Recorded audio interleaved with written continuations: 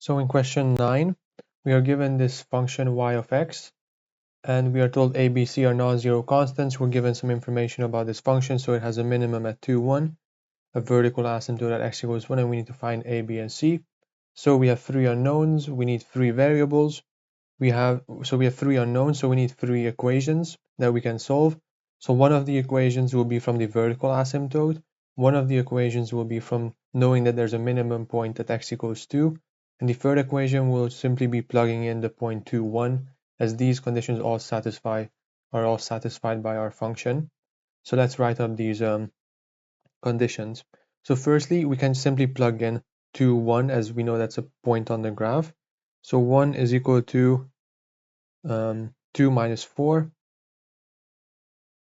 over 4a, 2 squared times a plus 2x, 2b, so x is 2, so 2b plus c. So we can multiply over, so we get that 4a plus 2b plus c is equal to minus 2, and we already have an equation. Another one we know is that the vertical asymptote is at x equals 1. So a vertical asymptote is where our function is undefined. So for all values where the function is undefined, this function is undefined when we divide by 0. And we know that when x is equal to 0, this whole thing is going to be 0. So if we plug in 1, so when x is equal to 1, we simply have a plus b plus c.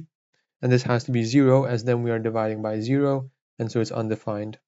So this is our third equation over here.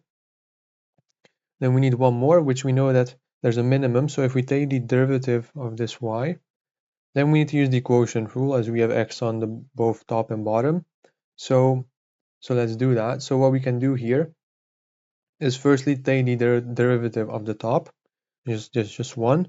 So on the top, we just have ax squared plus bx plus c, and then minus the top times the derivative of the bottom, which is simply going to be 2ax plus b. And this is all divided by ax squared plus bx plus c. And what we know is that it has a minimum at x equals 2. So this is equal to 0 when x is equal to 2. So the only way a fraction can be equal to 0 is if the top is also 0. So let's plug in x equals 2 into here. So we will have 4a plus 2b plus c. And then we have minus 2 times, and this will be 4a plus b equal to 0. So if we continue expanding out, we'll have just this 4a plus 2b plus c, and then we're going to have plus 8a plus 2b is equal to 0. So we have 12a plus 4b plus c is equal to 0. And now we have 3 equations. What we can do now is simply go into our calculator, go into algebra, solve system of equations. We have 3 variables, let's say x, y, and z. Let's say a is x, b is y, and c is z. So if we say x plus y plus z, this has to be 0. And then the other equation was 4x plus 2b plus z. This has to be minus 2. And then the final equation was 12x plus 4y plus z is equal to 0. So if we solve this,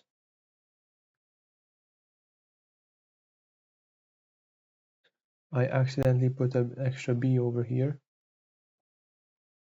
So we can just copy paste it. I'll just rewrite this.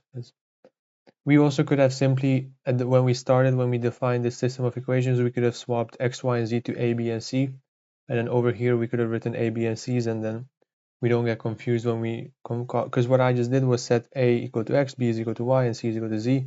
And the equations will still be correct in the same way, it's just that we need to convert it back now. So x is 3, so a is 3, y is minus 11, so b is minus 11, and c is 8, so z is 8, so c is also 8.